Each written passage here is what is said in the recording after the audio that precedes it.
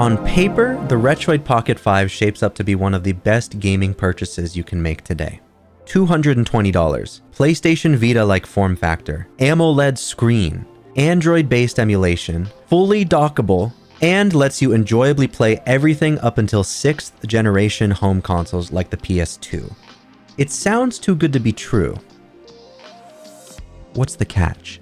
What's new with you, my very blue crew? Welcome back to the Blue Horizon channel. I'm Blue Horizon. This is channel. I mean Jay. I'm gonna add to the pile of Retroid Pocket 5 virtual window shopping videos YouTube is undoubtedly pushing you if you've stumbled upon this.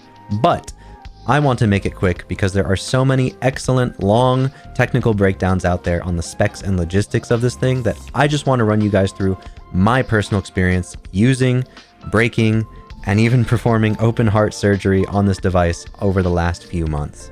A fast summary to catch those up who haven't heard of this device before: this is a handheld Android emulation device designed around playing retro games, hence the name Retroid Pocket. You can imagine it as an Android phone turned on its side with a controller attached to it at all times.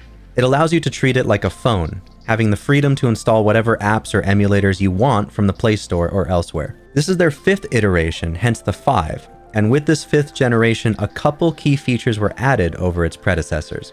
For one, the device is dense. Despite what the box says upon arrival, it does not feel like a Chinese toy. As soon as you hold it in your hands, it really gives the impression it came from a major manufacturer. You then have a jaw-dropping 5.5-inch AMOLED screen for deep blacks, bright whites, and probably the most vibrant colors I have ever seen on a portable electronic. Period. My phone camera does not do this justice, but trust me guys, this screen is so flattering for all the colorful retro titles out there. It's just a treat to experience. When I swap from my handheld to my main monitor, I get instantaneous depression. So since owning this, I now try my best to alter my other TVs or monitor settings for this color profile because it's just something I now want everywhere else. That is how beautiful it is. I don't obviously own the black version, but if you do, you'll notice that when playing 4x3 games that the black bars kind of melt away into the faceplate, which is a nice bonus, but seeing the black bars really has been a complete non-issue in my case. I forget they're there. As of this video, this device is $220 US on their site, but that's not including the micro SD card you'll probably need, or shipping, which coming from China can be pretty fluid these days. Now, one of the major caveats of a device like this is in the setup. Luckily, there are fantastic guides out there that helped me along, but I made the mistake of gathering my perfectly legal library after the device got here. Sure, you can get it, slap on 5 of your favorite PS2 games and that one obscure WonderSwan title that you like in a fairly ugly and unorganized mess, but I think the people who buy a device like this are enthusiasts. You want to give the UI a little chutzpah, make it feel like a fun kiosk you can show off to people when hanging out, or just give you large amounts of quality of life features such as video screensavers, categories, box art, or even digital scans of game manuals. I'm someone who certainly fell into this section of owners, so I got a little obsessive and spent a few months researching and organizing a library to store on my 2TB micro SD card. Seriously, isn't it amazing we've come this far? I did the whole emulation station desktop edition front end thing, and despite the time sink, it is one of my proudest achievements, and I cannot overstate how cool it is to have this much power and versatility in the hands. Vacation Blue here. I just wanted to add that yes, games will crash, apps will fail to boot, and some games on a per game basis simply will not run well at all, or require tinkering a bit with a few of the emulation settings. This is kind of the nature of Android emulation, but 95% of titles I've played work fine upon first boot. This device and all that's on it will actually be the basis of many future retro game videos on this channel, so it kind of provides a bonus purpose as a limitless toy box full of the expected and many unexpected adventures lost to time. Subscribe and hit the bell to stay tuned for those. I'll also point out the elephant in the room in that, yeah, this thing has accessories. Lots and lots of accessories. One of my favorite things about the RP5 has been the community support. It's akin to a Steam Deck in that you feel that your needs will always be catered to in some way by somebody else out there. Frankly, the ergonomics of this device for 2D games are great. But as soon as you do anything twin stick with these thumbsticks for extended periods of time, you will feel a bit of the cramp, or be forced to slide the device upwards a bit awkwardly to make up. I used to own these 3D printed grips that were a little finicky to clip on correctly, and I was always worried someday I'd break them. Now, Retroid stepped in with their own grip that I love because it's a fine, grainy rubber and wraps around the entire device. It also helps to alleviate any speaker blockage your hand might be doing while playing normally without the grip. I bought the 16-bit edition, and even though the buttons were nice and colorful, you notice A was on the right. I'm more of a US layout guy who prefers his confirm button on the bottom, and saw there's a digital way to swap the layout on the device. This was great, but now my buttons are misrepresented, and you can't just shift them around because they have very specific cutouts for their respective slots. So, I thought the gray 16-bit aesthetic was perfect for a subtle PS1 makeover, and ordered some buttons off Etsy that... You have no idea how happy this aesthetic makes me feel, guys. I'm not, however, a huge fan of the Retroid dock. It feels flimsy and has a major issue with the screen flickering on and off and the charging going in and out until you turn off the Wi-Fi, which is the weirdest solution to this kind of problem ever. Retroid said it was some problem with the cable shielding, but who knows if they've fixed it on the newer docks. I'd steer towards other USB-C docks out there.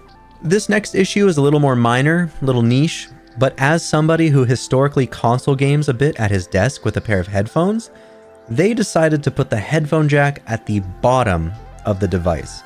So while it's docked, you have absolutely no access to it. Bluetooth headphones only. There are also custom backplates I tried, but ultimately wasn't too happy with the way they mixed with the gray 16-bit color. I'm sure they fit the other colors better. Worth also mentioning, even third-party peripherals that work with a USB-C connection appear to be fair game, as even my Nreal Airs worked like a charm for portable big screen gaming on the go. If you want to play Smash with a host of GameCube controllers, the usual USB adapters such as Mayflash will do just fine. I've had a bit of difficulty as far as certain fight sticks are concerned. They seem to work best in PS3 or PS4 mode as opposed to current gen or PC mode for some reason, but that could be Android or the apps themselves rather than hardware. Apart from little oddities, seemingly all your regular old USB devices connect just fine. Safe to assume if it connects to a Steam Deck, it'll more than likely work fine here. Even as of writing this script, I'm still learning of neat new apps being developed, such as AmbiLuma, which turns any LED light source on your device into a more immersive experience by recording the average color of your screen and projecting that onto the Hall effect joysticks. It just adds that extra little bit of flair that especially looks cool when you're playing in your room at night and dive between games that have all sorts of different color palettes going on. Retroid also has a Discord for general news, tech support, the usual Discord community things, so if you're ever lost, you're never really lost. You feel me?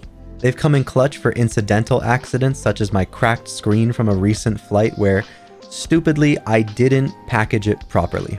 The screen is actually soldered onto the faceplate, so in order to replace it, I had to make a ticket in the Discord, pay for the new part, and they shipped me exactly what I needed so I could get on with my slightly scary open heart surgery. But it worked! And I was so proud of myself for it, honestly. I share somewhat of a close bond with this thing now that I've literally taken it apart and put it back together. From scratch. I'm going to leave a quick list up on the screen of the pros and cons for people who might specifically be looking for the drawbacks or nice to knows in one convenient place. For those of us who grew up on gaming handhelds in the 2000s, something like this is literally a dream come true. While holding my DS, PSP, or anything else I was into, playing franchises that had separate games specifically tailored to each type of system, I remember thinking to myself, gosh, if only I could play the game I have at home here. I really want to let that sink in for a second because I can't tell you how mind-blowing it is for me to be able to slip out a device the size of a Vita and actually get console quality performance here. This is not a bulky Steam Deck or a tablet-sized Switch. Besides its slightly lengthy profile, this is a genuinely portable device. Albeit the days of walking around with these things bulking up my cargo short pockets like a school drug dealer are long gone. I tend to just slip these in my bag and go. Now I appreciate you if you've made it all this way. Hope if you buy one you enjoyed as much as I have. Maybe leave a comment on the things you love or don't love about it below this video. I have a Discord where we discuss all things gaming and otherwise. Honey bunches of Otsu. Have a good one, Ceruleans.